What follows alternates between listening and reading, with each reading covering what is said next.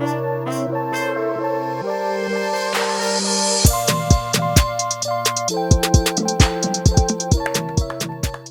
Andrew Flair. I'm here. Welcome to episode number 64 of the Eavesdrop podcast, brought to you by Honey. Honey. Talk a little bit about them later. Dude, thank you for stopping by. Thanks for having me. I appreciate you all the way from Nebraska. You're not originally from Nebraska, though, right? Oh, I am. Are you really? Oh, yeah. Omaha, born and raised.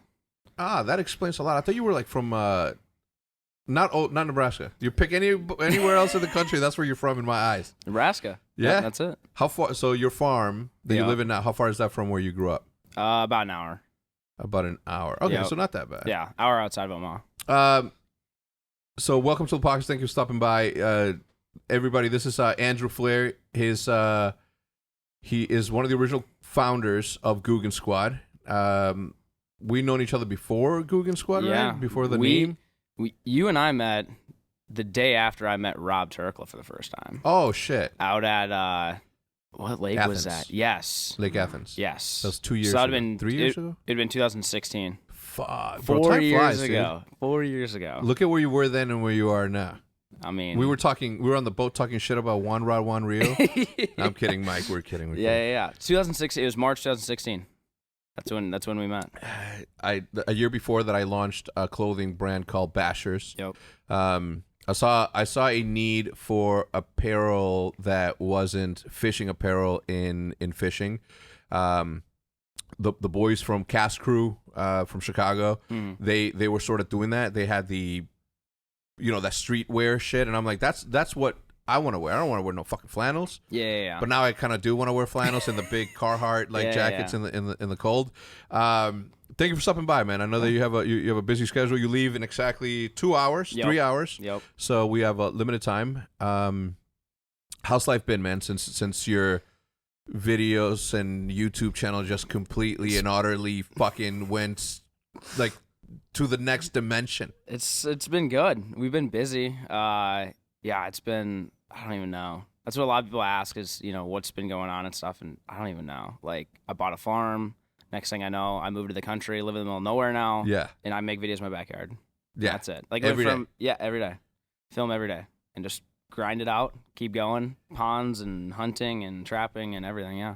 So the crazy thing about all of your stories, really, like the entire Guggen family stories, is fucking insane, right? Because you sort of set out to create content for yourself and people, like mostly just your friends and people that might like fishing, right? Mm-hmm. But when you guys started, like the scene hadn't evolved to where it is today. It hadn't blown up to what it is today. And I will say you guys have a major part in that scene blowing up the way it did, because you're an inspirational sort of persona that appeared on YouTube one day and says, wait, what the fuck? I can make fishing videos and people were gonna watch them? Yeah, like exactly. that was the wildest shit. Yeah, because it really just started, like you said, like making videos for your friends, your family to watch. There was no money, like there's no such thing as a fishing YouTuber. There's barely even thing as a YouTuber. I mean, yeah, like Roman and those, like the OG guys, but no such thing as fishing YouTuber. It's like you just post fishing videos, people would watch it. You don't know why they're watching it, but they're watching it. Yeah. And you just keep going. I mean, just keep uploading, and it just evolved. I mean, we started Guggen in late 2016, but I started my channel in 2012, and I've uploaded 2 to 3 videos a week since 2012. 2 to 3 videos a week since 2012. Well, now I'm doing like 6 videos a week, but throughout the whole time, there's not one break. I mean, there's over 1,000 some videos on the channel now, and it just went. I'm a big fan of what's happening on YouTube. I've been a big fan of what's happening on YouTube since 2012, right? When you started seeing like nobody thought that playing video games was going to be something that people wanted to watch. Exactly. Yeah. Right. But you sort of have these power magazines. You have game power magazines.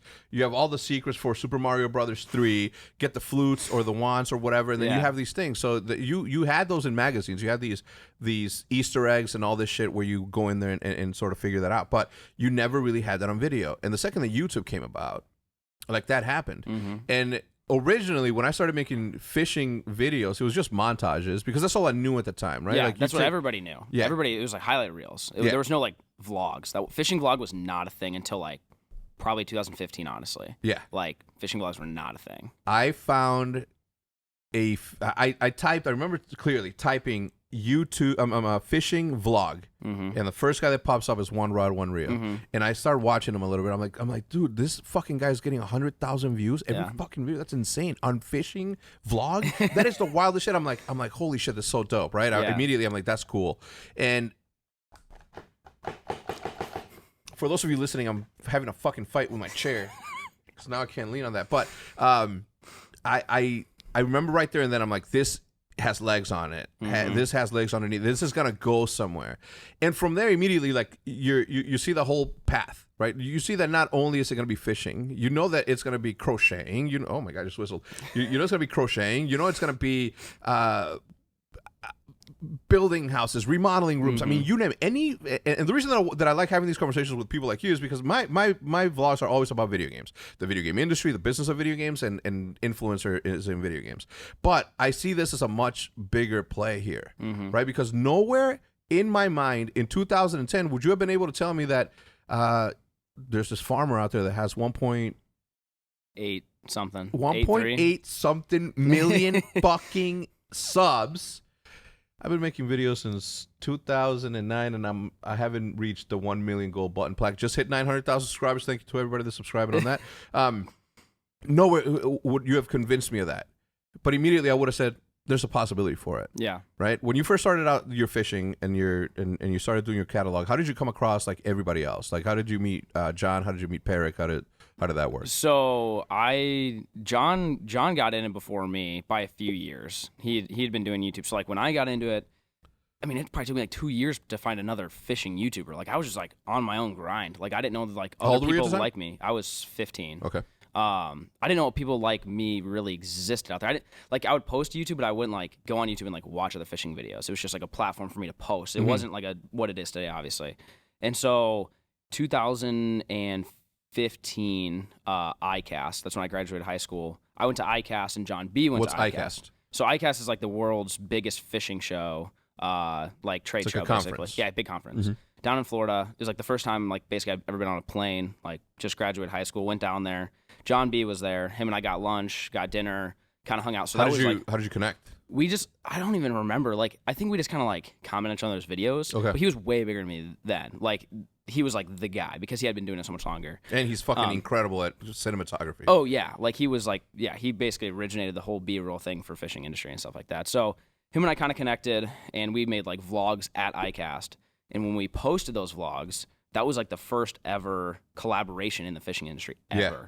So like, to me, like, it seems so crazy. Like, of course, go collaborate. But back then, collaborating wasn't a thing. Like, you didn't go collaborate with other, like, YouTube was just like there, but there wasn't really like that community. So no one collaborated.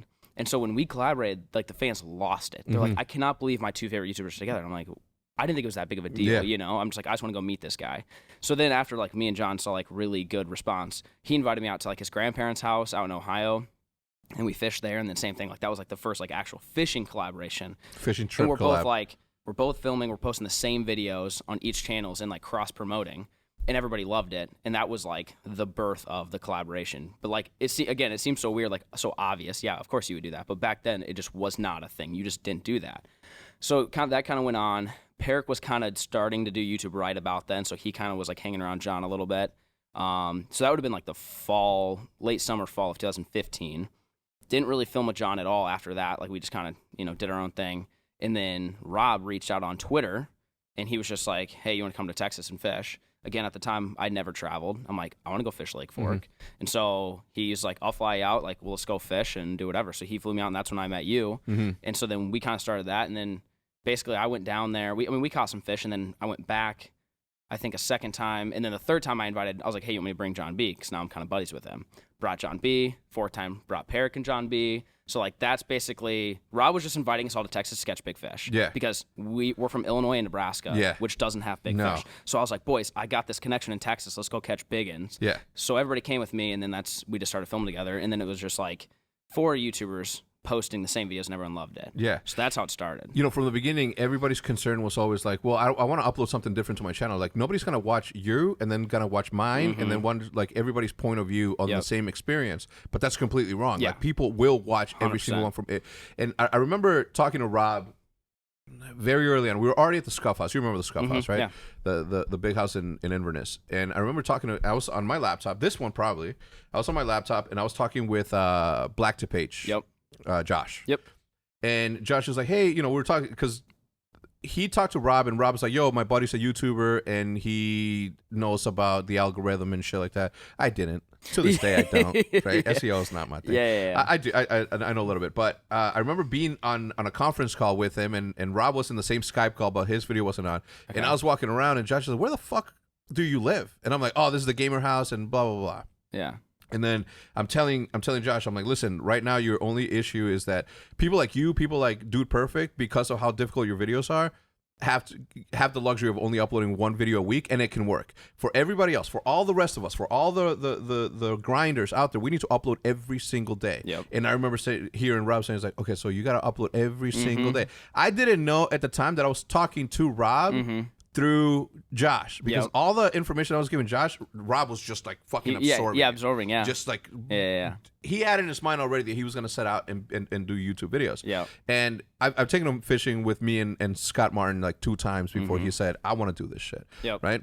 And at the time, Rob had just sold his business, so he had a little bit of cash, which made it easier for him to, fly out younger people who didn't necessarily have, the freedom and money to just travel wherever. For sure. And he invested that money into it so smart. Yeah, 100%. I told him, I'm like, one of the things that made us the biggest thing in esports was the fact that we collaborated more than anybody else. Like, we had Nadeshot and Scumpy on the same videos. We had Hector and Big Time, and like, we had a collaborative house to do that. And he was just taking it in.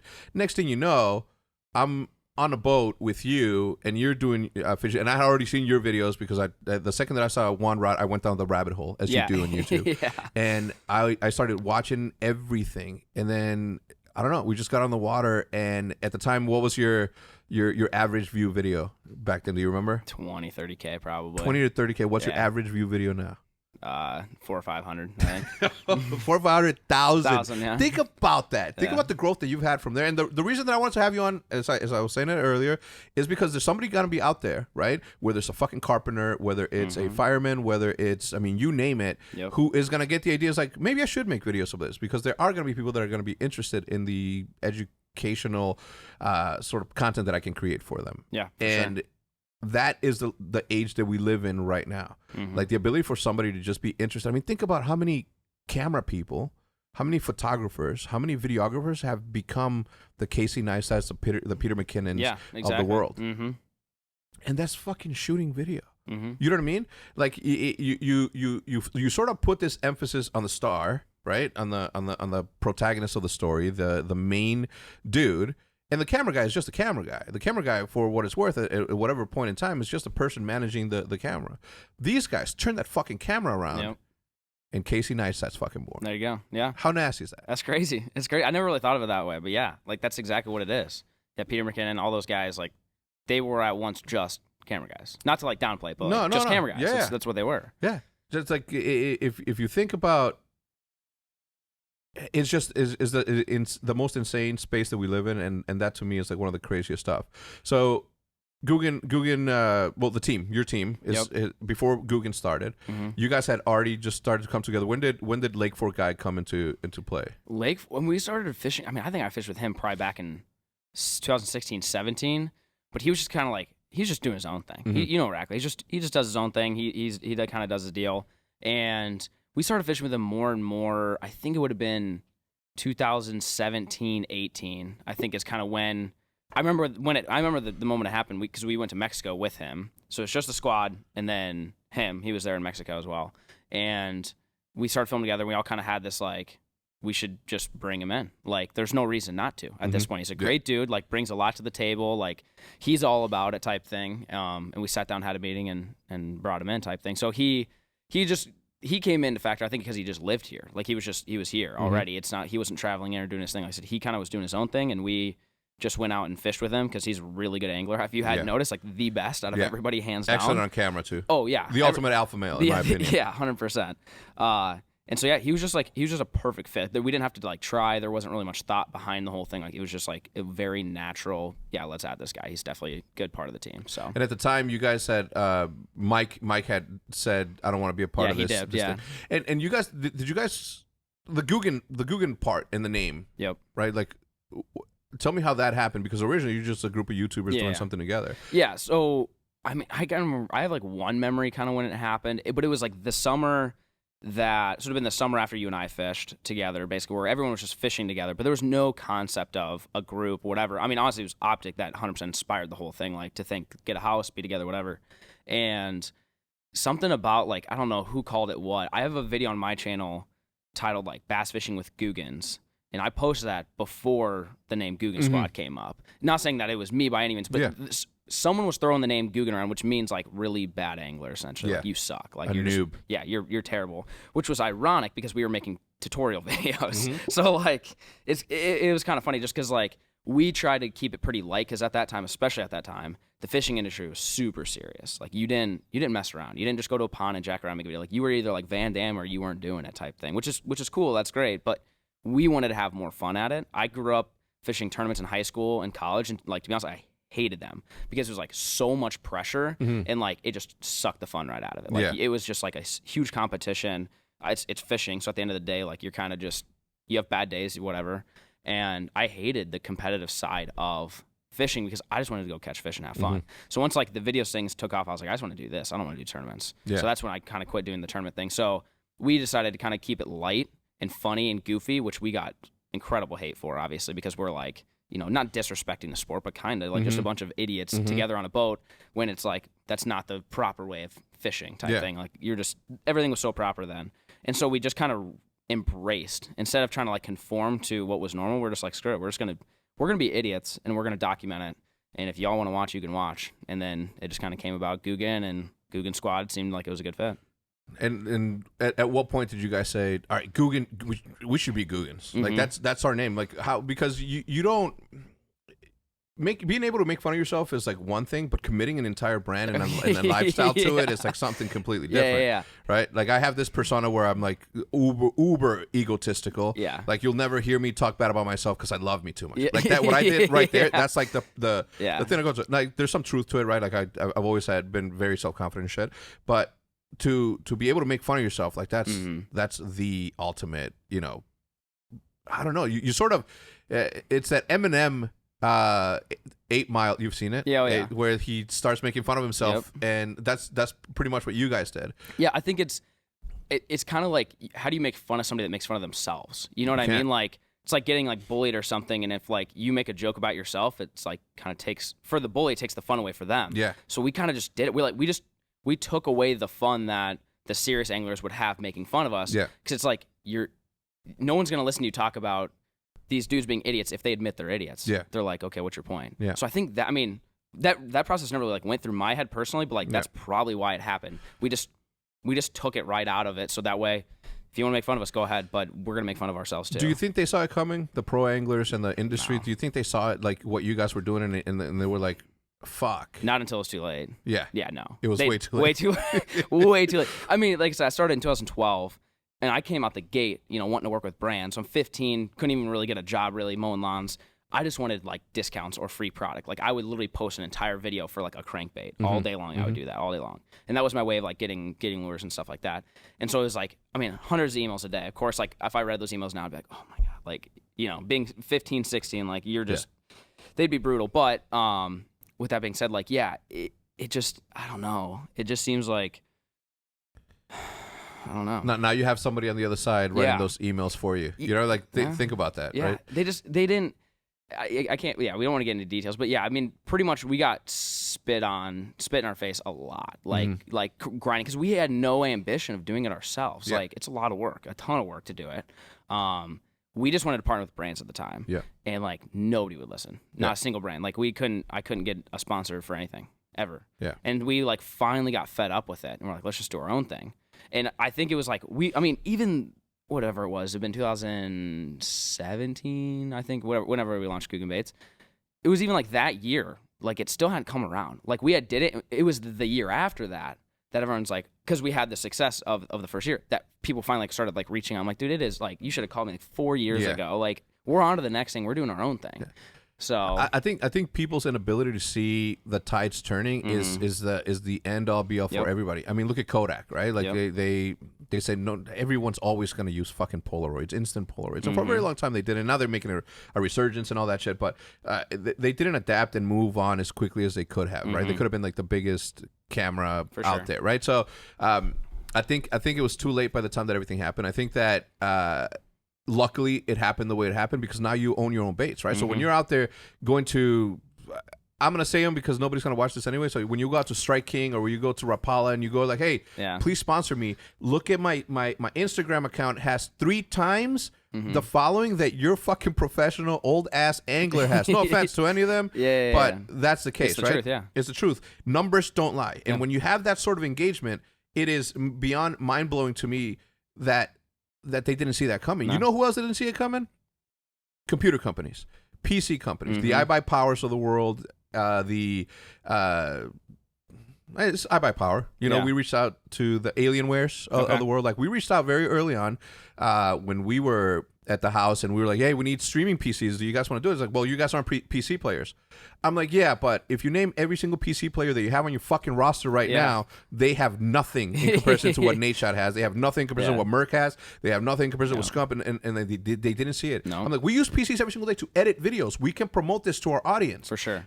Even if 10% of our audience bought your PC, that is still 10 times more than any professional that you have fucking on there right now. Obviously, ties, everything changes. Now it's all about streamers. Now these companies are like, we don't want to sponsor streamers. I mean, professional players, not all of them. I'd rather sponsor the streamers. The streamer, the ninjas of the world, the shrouds of the world. I'd rather sponsor them than the best professional whatever out there because of the audience, the eyeballs.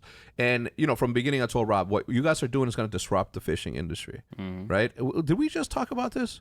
I feel like you and I discussed it. Like, I said that they were going to be in a magazine, in the front of the magazine of Life. Was the most popular fishing magazine? Your guess is as good as mine, dude. Well, that one. I mean, Bassmaster Magazine's pretty big. Bassmaster. I'm like, you guys are going to be in the cover of Bassmaster, just fucking 5 dudes sitting there posing like goofballs. Yeah. The kids that are disrupting the fishing industry. Yeah. You guys got so big that that's never going to happen. No. I'm going to tell you why. Because they're haters and they don't want to change the status quo. Yep. They want to keep who they want to keep in place to be whoever they want to be. And for what it's worth, good for them. They too need to eat because there is definitely a place for competition in fishing, and that should always be a tradition. I watch it. Yeah, for sure. You know what I mean? Yeah. DC obviously is like my favorite. Ding. Yeah, Ding. Yeah. Ding. Even though he broke my boat, it's all good. Oh, did he? Nah, he stepped on the one of the buttons in the front. I don't even know my boat. I don't know my boat, dude. Anyway, so you go up to these people and you're like, hey, please sponsor me. And they said no. They said no. You're like, all right, fine. Fuck you. If you guys aren't going to sponsor me, I'm going to make my own fucking baits. Yep. And That's Google exactly baits are born. Yep. You guys went down to Mexico, had a couple of Coronas, a couple of margaritas. Yeah, sure. Too many? Sure. How did you guys come up with those names? That's it. I remember, I think I probably have photos on my phone from the night. I remember like taking pictures like, oh, we're going to want to look back on this. Yeah. Little couple margaritas, whatever. And I remember we were just sitting on the porch at the little, it's not a resort, whatever you want to call it. And we would just like, that's where the Bandito was the first one. I mean, we're in Mexico. We're like, oh yeah, Bandito. And like, so we just started like ripping through them on. It was pretty much, I think one night we got most of them named. Yeah. I think we might have changed John's, that was the Kraken Craw. It was originally going to be the Treasure Craw, I think. And then for some reason, there was somebody else that had something like that. So we changed it to Kraken Craw. But everything else, like we came up with one night in Mexico.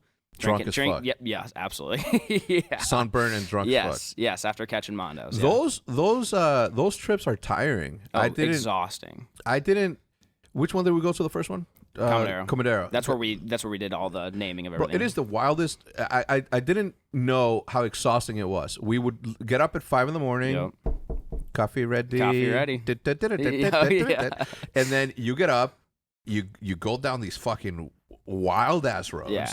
Sketch. At any point, they can just give away and you're dead. You're under, because you'll survive the fall, but you're not going to be able to breathe when a whole fucking mountain's on top of you. Yeah, exactly. Right? And then you get to the lake and then you don't get off until like 6. Yep. And they only feed you some shitty ass fucking tacos. Yep. I'm not afraid to say it, God damn it. Yeah.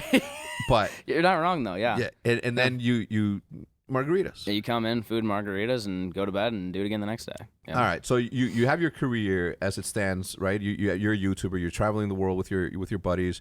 You're creating the content that you need to create. You're making a decent living off of that, which is the American dream. I talked about it before. Like the true American dream is doing something that you love and getting paid to do it. Yep. Paying bills is the goal. Everything else is a bonus. You go out and buy a farm. Walk me through that. Did you always, like, living in Nebraska, is that something that everybody aspires to do?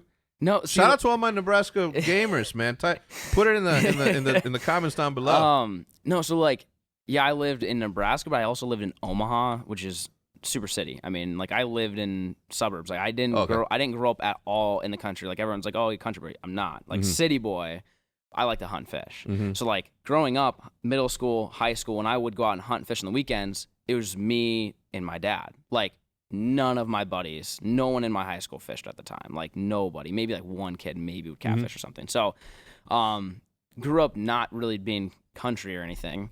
And my future brother-in-law, they own a bunch of farms just south of Omaha. And I went down there one day randomly. I was like, dude, this looks really good for hunting. Like, really good for... And he has no idea. He's just a corn farmer. Yeah. I'm like, hey, can I lease all this? Like, can I... He's like, sure. So we leased it, went through a year... And throughout that year, instead of just going down there and duck hunting and deer hunting, I would like make farm vlogs, which at the time weren't a thing. So like looking back now, you're like, oh yeah, of course farm vlogs. But at the time, it's like no.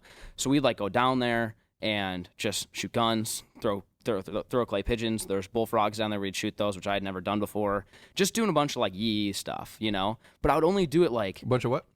Yee. What's that? Just like redneck stuff, I guess you'd call it. I don't know. I don't know. Just redneck stuff. You're just messing around, four-wheelers, you know, doing that thing. Country stuff. Because I never got to do that growing up. I was always a country boy at heart, but I never could do it. Yeah. So I would do it, and I would like document it on YouTube, and I'd do it like a couple times a month. And like I kind of just like slowly did to where I'm posting 3 videos a week, but 1 out of the 3 is the country stuff. To where like it slowly progressed where like that's getting more views than me going and bass fishing. I'm like, I like fishing, but I also like riding 4-wheelers and doing that stuff. So then it was like 2 out of the 3 would be that. And I kind of just like kept going, and all of a sudden like everyone's like, hey, you know, love your fishing vlogs, but miss the farm vlogs. Like farm vlogs were, and it was just like overwhelming amount of my subscribers. I basically transitioned into loving the farm vlogs. So that kept going for a little while. I bought a piece of land on that property that I leased, and then I closed on it. I remember I went to Mexico for spring break, and I came back, and it was like 4 feet underwater, all the land that I bought. I was going to build a cabin on it. I'm like, crap. Like, okay, I can't do that, but the water will go down. It's just a flood, no big deal. Well, water never went down. Like, to this day? It just went down like 3 months ago, and then that was like a year and a half ago. Fuck. So, like, it's brutal down there. Is that where you rescued all those dogs? Yes, that was that flood. That wasn't my property, but it was in that kind of area. So what happened there? Because the dog thing? Yeah. So we were... It's in the same flood, right? Yeah, same flood. It's a flood of 2019. So I came back from Mexico, farms underwater, like people in Omaha, they're evacuating. I had a boat that's like a duck hunting boat that's really good in shallow water. So I was like, well, I've got a boat. Basically, I hooked up the boat and I started just driving just to see like if anyone needed help, whatever, because like they're doing water rescues and they're calling for airboats on the river and whatever. And I like found some group that had some app. I don't even remember what it was called, but basically it's like a public police type thing, like where if someone needs help rescued and you want to go do it, it's like volunteer fire department. Oh, got but it. like yeah. super underqualified, obviously. Yeah. So it was like me and my buddy, we just got on it, and I was like, I'm just gonna drive around, because I went down to the farm to we pulled a bunch of stuff out so it didn't get wet, and we're just driving down the road, and like we kept missing calls, and like it'd be like, oh yeah, this, and then someone would be like, oh yeah, I'm already there, or something like that. So I was just kind of making my way back up to Omaha, and they're like, hey, yeah, we've got a bunch of dogs and whatever. And I remember like I was vlogging it, and they're like, yeah, like the Rottweilers they're not nice. And I looked at my buddy, I'm like, dude, should we even go? And he's like, yeah, we should go. So we took off. We were the first people there because it was right by us, just out of luck. We got on waders, went down in this water, like water was coming over the levee. At any point if it broke, like we would have been swept for sure. And I just walked into a trailer, and there was like 40 dogs in cages in a trailer, like a motor home. Yeah. I was like, oh, and it's all on GoPro. Like I document the whole thing. It's like, oh my gosh, like you gotta be kidding me. So then it was like opening them, and like some dogs wouldn't want to come out because they're scared. So you're just like reaching in there, and like we got bit. Like there was cats everywhere, there was pigs everywhere, like all sorts of animals. And we just like one by one carried them. For the first couple, we were able to like walk them out, but like halfway through, it was like probably, I don't know, knee deep, to where we were carrying like German Shepherds out, loading them on trailers, keep going. So that was just like kind of just by accident. We ran into something like that. So, Matt, make a note to put that video in the description so you guys can watch it. It's a feel good video because had you not been there, like how much longer would they have until the next person comes by to rescue? I mean, if we were there 10 minutes later, there's no way we would have got anything out of there because it was like too dangerous to get in there. Yeah, way too. I mean, the last few, I was even like, all right, like. You got to be prepared if this breaks over. Like, I was looking for stuff to what I would climb up onto. Like, we were ready for it to basically happen. We were already so deep. It's like, let's just do it. And you have waders on. And for those who don't know, it's like overalls that are waterproof that allow you to walk through water. But if water starts going in there, just imagine that you are attached to a bucket of water. Yeah, you basically sink. So, but anyways, going back to the farm thing. So that was the flood, and like a couple months went by because I was gonna build a cabin. So I'm like, I lived in the middle of Omaha still at that time. But I was like, if I build this hunting cabin, obviously I can document the build, do all that whole thing, plus have a place to stay with my buddies. So we were driving an hour and a half there, hour and a half back every day. But the water never went down. So I remember sitting down with my fiance and being like, should we just like go look for a house down there or something like that? Which seemed like so crazy. Whatever. Went on Zillow, typed it in, whatever. This house came up that I currently live in. And I remember like making the joke, I'm like, oh, this would have been perfect, but like way out of the price range that I was expecting, you know. I'm like, oh, there's just no way we're going to do this. And then I was like, I'll just email about it, which is the worst mistake. You don't do that. If you don't, it's like cars in like houses or property, whatever, you just don't inquire about it if you don't want to buy it. But I want the things I wanted to buy it, but I knew I shouldn't. So I emailed and they're like, it's sold. I'm like, it was like a thank God moment. So I'm like, thank God. Because I knew I would have tried to pull strings to make it happen because it was like a nice house, 80 acres, pond, like content heaven. But it was just out of my reach at that moment. And so like time went on, like I don't know, 3-4 weeks went by, kind of blew it off. I'm like, we're not gonna move. I don't need to move because I just built a house like 9 months ago. I'm like, I can't move. This is stupid. Well, I go back on Zillow and it came back up. I'm like, that's weird. So I text a real estate agent. She's like, yeah, it fell through. And I was like, that's a sign. I'm like, it probably wasn't, but I'm like, because it falls through all the time. It was, obviously. But me, I'm like, it's a sign. So like, I was like, all right, I'm interested. Went and looked at it. One thing led to another and moved. And just moved to the middle of nowhere. So it was definitely a sign. You would think. It was definitely a sign. Yeah. Because look at where you're at now. The one thing that I noticed is that, look, when you're vlogging, it's super difficult to have shit that's interesting happen. Absolutely. When you and Maddie and I, mostly me, made the same mistake with this thing because we could have made this studio like I just added new things and you know like you have a project that you're working on constantly and you're remodeling and building, like that's something that people want to watch because they want to see the evolution of that. If from the very beginning I would have found Casey before he started building his thing, I would have been a lifelong viewer of what is happening in his space that I want to watch. And you finding that, like I remember your early videos where you like a raised platform garden or some shit. Like that's I'm like, okay, that's when I started watching and been like, oh, what the fuck's he up to today? Oh, what, you know what I mean? Like it kept me coming back because of the endless amount of projects. So this land and house that you buy, what was on the property at the time? So there was a pond. It's like 2-ish acres, a house, and there was like this old shed. That was it. But like at one point, I think it was a cattle ranch because it was like it's really hilly. I don't think they could have really planted much crops. But the previous owners they're actually from Texas. Old retired people basically just want to live in the middle of nowhere and not be bothered. But they didn't raise any animals, so like it was just overgrown. Nothing had been done. Like there's barbed wire fence around the whole thing, and that is it. And 80 acres? 80, yeah. All right, hold on. Let me give a quick shout out to the sponsors really quickly. It's Honey, right? We all shop online a lot. Some of us way more than we should. But the good thing about Honey is that it searches the entire web, and I'm talking about all of it, for coupons and discounts that can be applicable to you by simply downloading the application Honey, and it'll, again, scour the internet, get you, and at the time of checkout, it'll apply all those discounts, right? Honey is the free online shopping tool that saves you money online. It automatically finds the best promo codes and applies them to your cart, as I just said, which makes online shopping finally feel as easy as it's supposed to be, with the cherry on top of getting a discount, obviously. How does it work? All right, so imagine you're shopping on one of your favorite sites. For us here is mostly Best Buy and Walmart, you know, for equipment here at the studio, and you wait a few seconds for it to scan every promo code on the internet, and then you watch the prices drop while you're at the checkout line, which is super cool, right? Like that's what we use it here for. So Honey has found that over its 17 million members has saved over $2 billion. $2 billion. That's $2 billion with a B, right? Because it supports over 30,000 stores online, and they're adding more every single day. That's what Honey does. That's their job. Their job is to get you discounts. That's why this application, they're always working to make sure that something happens for you on the discount department when it's time to check out on your favorite stores. Maybe even not your favorite stores, just something that you're buying. Not using Honey is literally passing up free money, and we hate to do that here. You know we get ours. You know we have, like, what in what other world is someone going to give you something for free for you to save money? In this world, okay? That's what you got to do. It's free. It installs in just a few seconds, and it's not part of the PayPal family. What does that mean? I mean, think about it. PayPal is accepted everywhere. Everywhere. There's no store in the internet. I'm sure there is a couple of them, but the majority of the ones, the major ones, the main ones that everybody uses accepts PayPal. And since they are now part of the PayPal family, it just makes it easier to apply all those discounts, right? And you can get Honey for free at joinhoney.com/eavesdrop. That is joinhoney.com, joinhoney.com/EAVESDROP. One last time for the people in the back who didn't hear me the first time, get Honey for free at http://joinhoney.com/EAVESDROP. Thank you so much for listening. Let's get back to the farm story. Let's go back to the farm. So 80 acres, barbed wire all the way around. Everything's overgrown, obviously, because there's no animals and there's no landscaping. There's happening. no management. Yeah, they just mowed a path down to the pond and back. Mm-hmm. That's the most in the front yard and stuff like that. Did you fish the pond?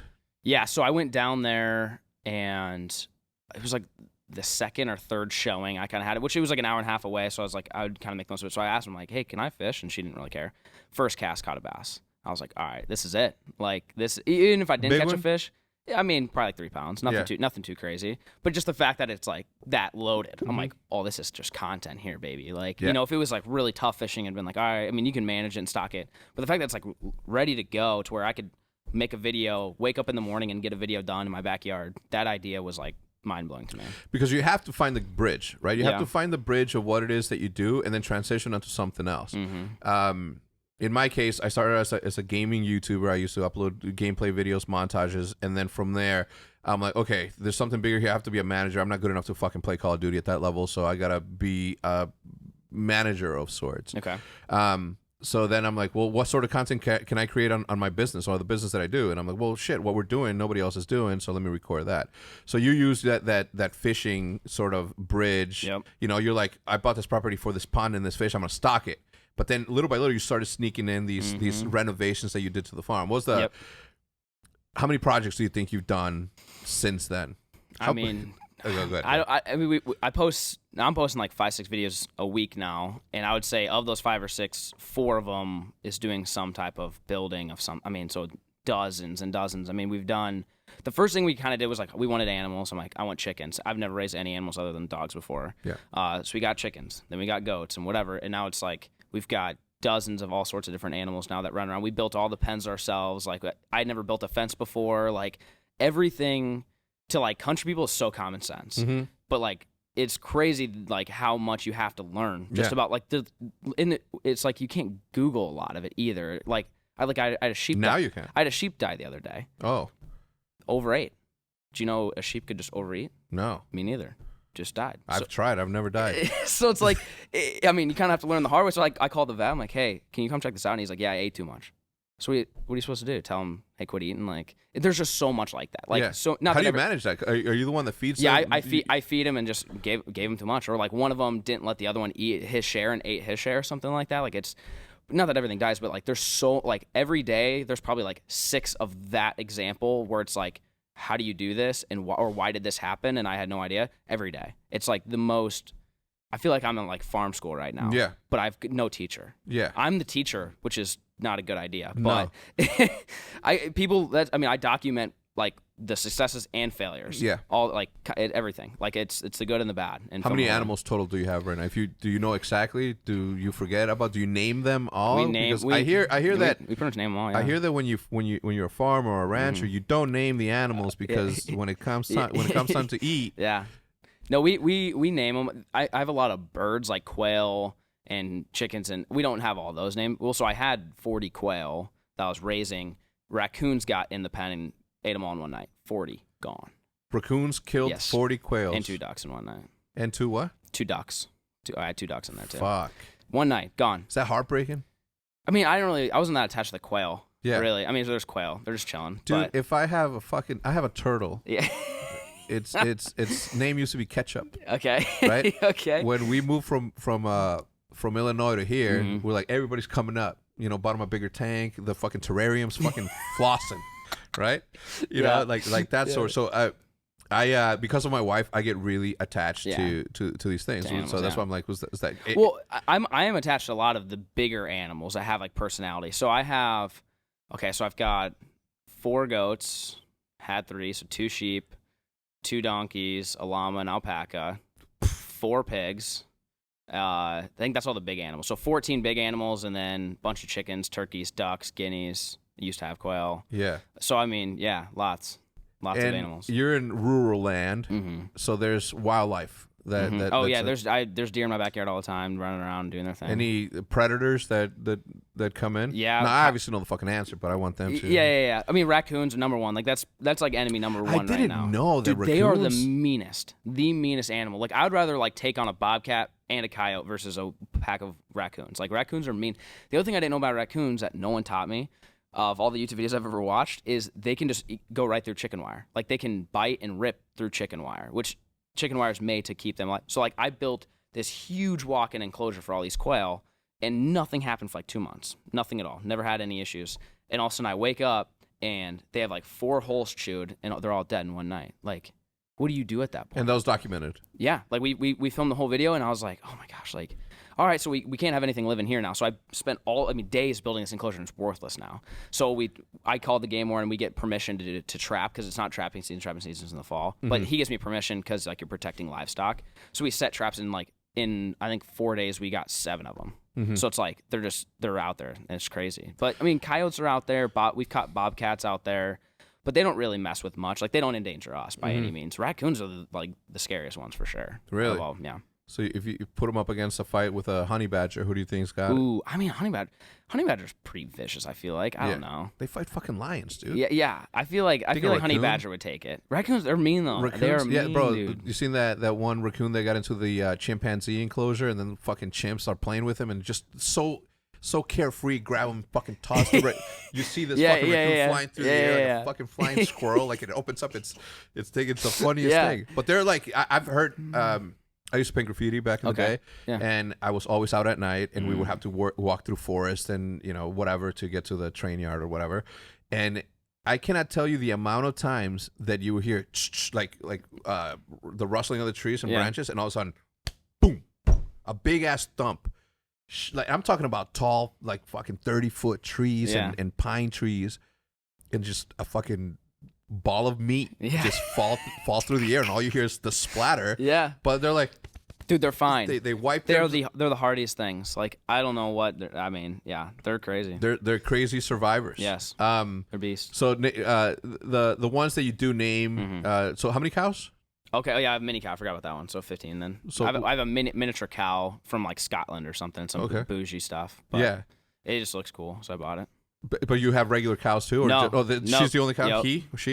She? Carol. Yeah. Now she's the apple of your eye? You love her? Carol, she's okay. I've got a goat named Dale. He's a beast. I like Dale. A goat named Dale? Dale. He's like, since we bought him at an auction. I was like doing a live stream auction, and I like had the viewers pick which animal I wanted, and like he's the best. Like he had to have been somebody's like pet in their house, because like you can get him out of his pen and he'll fall. We've taken him fishing. Like we take him down to my pond, and he'll walk around with us while we fish. Like I put a GoPro on him, and he just like stood there and watched me, and like he'll like film you while you're fishing. He just sits there and chills. He doesn't run away. He's awesome. I think, and we're starting to see it now, but I think for the next couple of years, you're gonna see all these YouTubers have these like,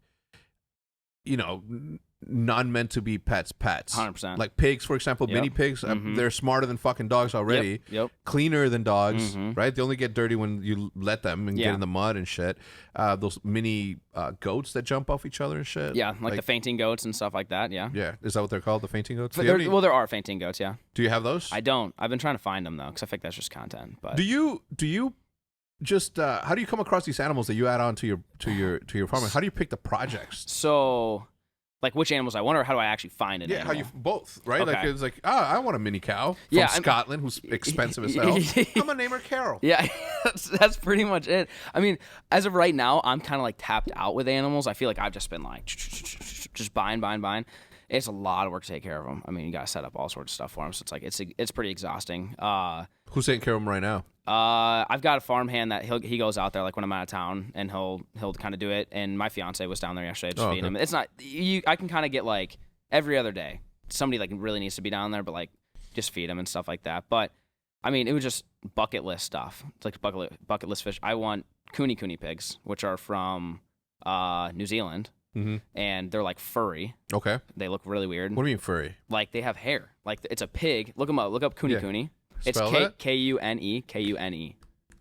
So I found 2 on Facebook, and I bought them like a month ago. Don't they look funny? For sale in Texas. There you go. You can get some kunis. So my wife, these are cute. Yeah, like that. They just look so goofy. Yeah, like they're so weird looking. Yeah. My wife. Now I will never allow this, but she wants to have a farm. Okay. She loves animals. She's just like the biggest animal lover in the world. I love animals too. Right, but I also like eating them, so it makes me a little bit of a hypocrite when it comes to that, right? And when I watch hunting videos or that, she's like, well, "How can you watch that?" I'm like, "I can watch this all day long, but I just can't bring myself to do that." Yeah, because I always see Henry's face in them, and I'll just be like really emotional about them. I won't be able to, but I'll go and I'll eat. I'll go hunting with you guys and venison or whatever. Yeah. That's why I asked about the names, because once you name them, you sort of can never.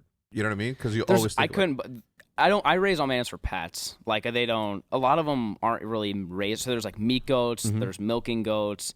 I guess I have a couple of each. There's only 2 animals right now that I have named that I really like that I'm butchering, and it's 2 pigs. You are butchering. That I am butchering, yeah. And you know that it's coming down the line. Yeah, I bought them for butchering, but they're awesome. I love them. They're so fun to play with. I want to put a bet out there, Maddie. That's you're laughing behind the camera. I'm going to put a bet out there. I don't think you don't think I'm going to do it? I don't think you're going to do it. I hope you don't do it, because it's gonna hurt you. The only thing that I'm like nervous about though is all the butcher shops are completely booked. Okay. So it'd be like a DIY, which would be tough. I don't think I could do that. You just hold on until you're able to. There's no way I could do DIY. Like, if it's just like put them in the back of the truck and you drop them off a daycare type thing and just kind of, you just forget about what's happening. All of a sudden, boom, you got bacon, lots of bacon. Then it's kind of like, all right. Dude. But if I got to do it, there's no way I could do it. That's what I'm saying. No, I couldn't do it. So if I can't find a butcher, I'll probably just let them chill. Like, that's basically look, I'm on the side maybe of that's meant to be. Did you name them yet? Yeah, they're cheese and rice. Cheese and rice. Yeah, because I say cheese and rice to keep it clean, for cheese and rice. So I name cheese and rice, yeah. That's cool, man. Yeah. I don't think, look, again, I don't mind it. Mm-hmm. But, man, when they're your pets, that's why I told Jude, I'm like, Can't do. You're not going to be, you're going to wake up one day and a coyote ate your favorite goat. Yep. 100%. And you are never going to get over it. We can't own a farm. No. Would it be cool? Hell yeah. Would I like to? I fucking loved it. The only reason we live where we live is because she wants to be near, civilization. I want to be like you. I want to be out in the farm where I have to drive half an hour to wherever it is. I need that. I don't need it, but it would be nice to have that sort of seclusion and get away from shit. As long as I have fiber internet and I'm still able to drop Bone Zone and play my games, I'll be fine. You'd be good. Yeah. I don't go outside anyway to begin with. Yeah. Right? How's this COVID? Does this affect you in any? Because the majority of videos are at home. I imagine. Right? No, as far as like production, no. Didn't at all. I mean, like, even when it was getting like wild and everyone's like, "Oh, there's shortage of meat," I was kind of like, "I got Carol over here. Worst case, Jesus. Like, I mean, she's there. You looked over. You're like, Carol. I was like, it's beef, I dude. can imagine you on the phone or watching the news, and then you just like it sets like, wow, meat's gone, and then just you look at her, and she just looks at me and slow turn out the window, and then she fucking sees you, and then she's like, fuck this, and then she's just walking away, going into her pen. Yep. Yeah. Do you put all animals together in one thing? Yeah. So I mean, a lot of people keep them separate, but once those raccoons started wreaking havoc on the birds, I literally grabbed every animal I own and just like threw them in the pen with all the donkeys, the llamas, the alpacas, because the llamas are pretty protective and donkeys are pretty protective. Mm-hmm. Like they'll kill a coyote basically if they get in. Because I put my dog in there, just they'll like smoke her. I'm like, all right, you got to get out of here type thing. They're pretty good at protecting. So they tried biting your dog. Yeah. Oh yeah. Like they'll like go after. Like if I put my dog in there, they'll literally chase her down and smack her like with a hoof. Like oh bad. shit. So it happened like one time. I was like, all right, I can't do that. So she didn't get hurt. But I think that's a protective instinct from them because obviously dogs, wolves. Yeah, it's very similar. Yeah. So just last week I have 3 turkeys down to 3 ducks, all my chickens, and put them all in. So like you just look out there and there's like 25 animals just in this, like, I don't know. I mean, it's like a maybe quarter-acre pen. It's not How that big. difficult would it be for you to take a class picture of your farm in 2020 with all your animals? It'd be pretty tough. I mean, I could get a lot because I grain feed them every day. So if I like took a bucket, set it in front of me, and like post it up, like you just have them like right here. I don't know if all of them would get in it, but like a good amount would probably get in it. Yeah. I need you to do that for me. Okay, I'll try. I need you to do that. I don't want you to dress up as a teacher or put like little schoolboy outfits on any of them. Okay, I just want to see this like massive, just a huge squad. Yeah, I think it'd be a dope ass picture to sort of document that. Yeah, for sure. Man, that's you never think about it, right? Like you see. You never think about how difficult it is to feed all these dogs. We have 7 dogs. Oh wow, okay. Yeah, we have 7 dogs. Wow. We have one from Schofield, my best friend in life. He's the only one here that I have a picture of. A painting. It's not even just a picture. It's an art painting of him. He's 14 years old. Just turned 14 yesterday. Okay. Wow. 14 years old. Wow. Right. He's been with me. He used to sit right next to me when I was playing 1v1s on Vosnek in Call of Duty 2. Yeah. Him, and then all the way up to the biggest one, which is Henry at 196 pounds last time we weighed him. Unreal. Judith feeds them every single day. Farmer's Dog is the name of the brand that she feeds them. It's like human food. It's like human mush food. I would never. The high-end stuff. Yeah. Good stuff. Oh, yeah. But a lot of it. Right, and you never take into consideration how much it takes to not only, dogs is one thing because they're routine animals and they live in the house and they know that at 7 a.m. they have to be let out so they can do the shit out there, or they're gonna go wherever, right? They don't give a fuck. Yeah. Farm animals is completely different because they're outdoor and they just live life. They don't have any concept of time. They just the sun's up, time to wake up. Yeah. That is the how much do you spend on food? I don't keep track just because I don't want to like think about it. You don't want to get discouraged? Yeah. I don't want to be like, all right, should we get rid of one? This guy's eating a lot. Let's take him out. Yeah. Is that what happened to the sheep? No. Yeah. I mean, I guess. Yeah. I probably go through. I mean, it's really not that much. I probably go through like 50 to 100 pounds a week, which is $20-$30. It's not that bad. 50 to 100 pounds of grain. But then I give them like 2,000-pound bales of hay, like once every 2 weeks. 2,000. How much is that?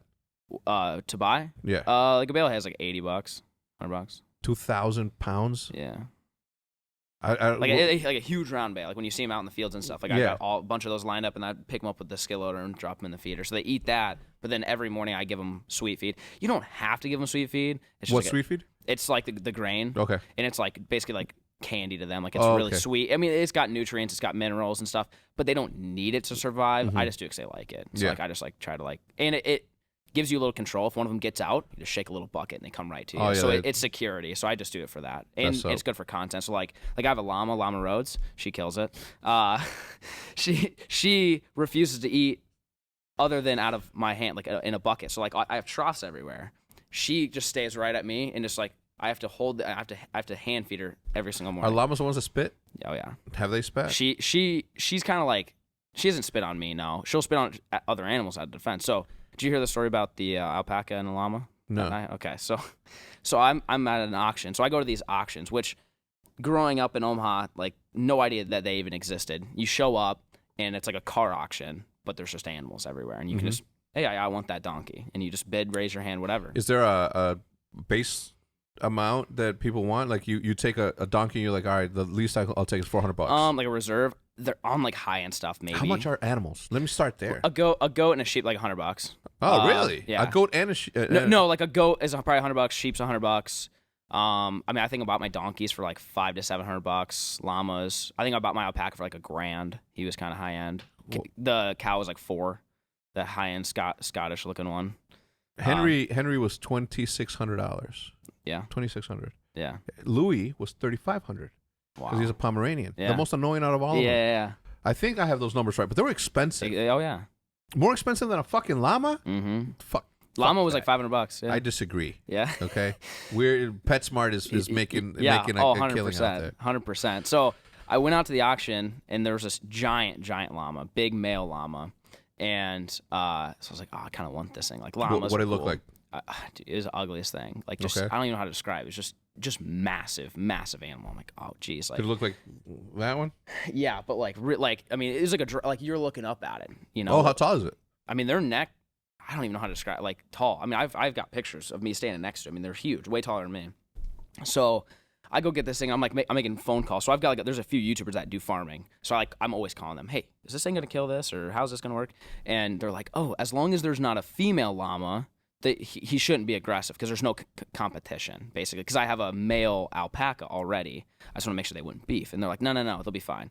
So we bring him into the pen. He's like sniffing around. I mean, this thing's giant. Like, there's no stopping it. The other thing that I learned about llamas is they have canines, like reversed canines. So like if they bite down on a coyote, like they bite down on your arm, you're not getting it back. Like they are mean. If they want to be mean, they can be mean. So he's like running around sniffing everything. I'm like, okay, cool. Like everything's vibing. I like told my fiance, I'm like, come down, come meet the llama. He's chill. And she's like, why'd you get this llama, dude? I'm like, no, he's chill. I promise he's chill. Like, come in, whatever. Starts going around. All of a sudden he starts sniffing Steve. Steve's my alpaca. And he's like the most timid thing in the world. He looks like a little poodle. And sniffs him and starts chasing him a little bit. I'm like, oh, and I'm vlogging. Oh, look at them. They're having fun. They're doing their thing. All of a sudden bites like up under him on his inner thigh. Bites, and you just hear this crunch, and he just starts like dragging him around. I'm like, cut the camera. I run. I'm like kicking this llama. Get off. And it's just like the alpaca's screaming, whatever. What do you do? Like, it's a huge beast of an animal. How can you? So I'm like, I'm on this thing. Like, I feel like I'm like fighting it. Like, and it happens so fast. Get him off. All of a sudden, Steve's got a huge gash in him, just bleeding everywhere. I'm like, oh my gosh, like, what are you gonna do? So I call the vet. We gave him stitches, this whole nine. So like, I had no idea any. This is what I'm talking about. Like, when you learn stuff, like, who knew? Come to find out, llamas, they castrate their competitors, which means they bite off. Yeah, that's a thing. I used to do that in high school. Really? No. So it's like stuff like that you wouldn't expect. So like my boy Steve about got taken out. Damn. So the next. What was it? Because your girl came by and. No. It didn't matter because I have sheep. I mean that are all female. So like I don't know what goes on with this percentage and stuff like that. You know, whatever. That's a thing. That's like it's a thing. Yeah. So I separated them with I've got 4-foot fence. This thing I've got a video. I think I made like a TikTok. He jumps up on the fence and this thing's like spitting at Steve from across the. Like, just launching loogies like you've never seen before. So they are mean. The videos are there.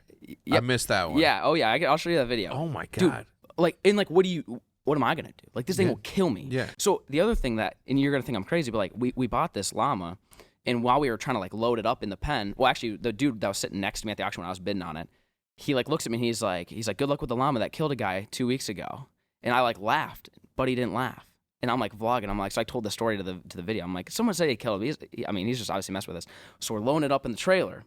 Completely different dude that wasn't even inside the arena is like, oh, did you buy that big llama in there? I'm like, yeah. He's like, oh, I heard he killed a dude 2 weeks ago. So I'm thinking it's a joke the whole time. Yeah. And then he goes and takes out my boy Steve. So I'm like, I'm calling my friends like, dude, I got a killer llama in my backyard, and I don't know how to get him in the trailer without, fearing for my life. Dead, yeah. Like, huge animal. Did you Google it? Was it true? What, that he killed him? Yeah. No, I couldn't find anything. I'm sure it's not. There's no way he killed a human. But I don't know. Like, dude, he was mean. I don't know. I believe it. He was so mean. I don't know the color of this fucking llama, but I know he murdered a fucking human being. Okay, no one he will went tell after me my boy otherwise. Steve. Yeah. So luckily he didn't hurt us. We loaded him up in the trailer, took him to the auction, sold him. The next week, that llama's daughter was up for auction. Looked just like him, a lot smaller female, and that's Llama Rhodes. So we bought his daughter. Jesus. Yeah. Dude, it's chaos all the time. Oh my God. All the time. What do you do when that one reaches maturity?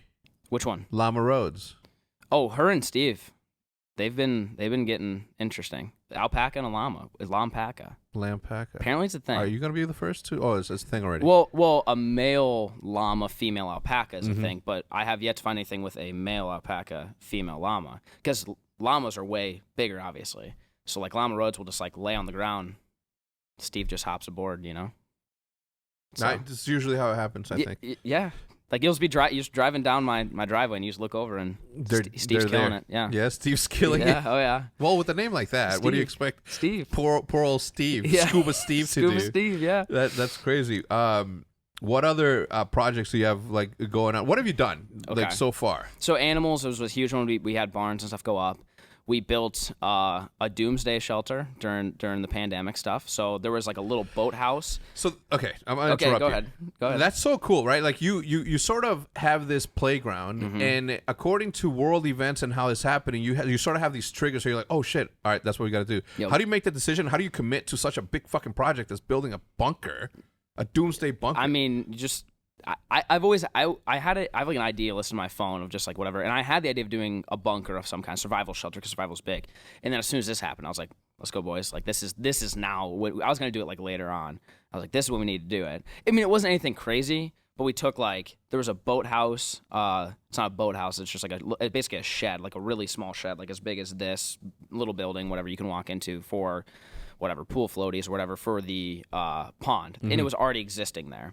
So we took that, we cleaned it out, had wasps everywhere, it's gross. We drywalled it, we put a bed in there, I hung a TV, PlayStation, Call of Duty, that whole thing, put a grill, solar panel, rainwater collection, so totally self-sufficient, like you could live there. I did a 24-hour challenge in there. Yeah. I had guns all around the walls, whatever, and then at the end of it, I bought an excavator just for like projects, and I dug out a moat around the whole thing and then made a drawbridge.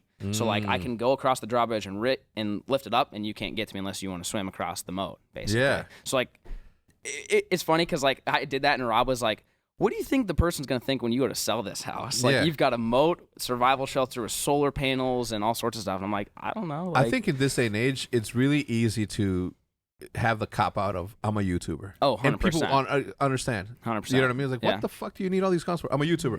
Oh, okay. Yeah, exactly. That's crazy. Yep. What anything in the future that you have? Like, what's the next big project? What can you do? I mean, there's nothing that big. We built like a huge. I didn't say we. I had a big shed built like in front of my house, like a big 60 by 40, basically garage shop just for working. So like that's been a big thing. We did like workbenches and bait walls. We have Guggen baits everywhere and all that stuff. I mean, I kind of want to build like an off-the-grid cabin out there, which is going to be pretty tough to do, but like a straight-up log cabin, wood-burning, fireplace, whatever. I've also thought about doing like tree houses. Basically, like I'm channeling my inner child. Yeah. Now that I'm like, I've got a place. Yeah. So I want to build like the most badass tree house you could think of. That's so dope, and document dude. I saw this guy, TA Outdoors, I think. He's from like Europe or something. Okay, yeah, no, I know who that is. Yeah. And he built a cabin out of pallet wood. Okay.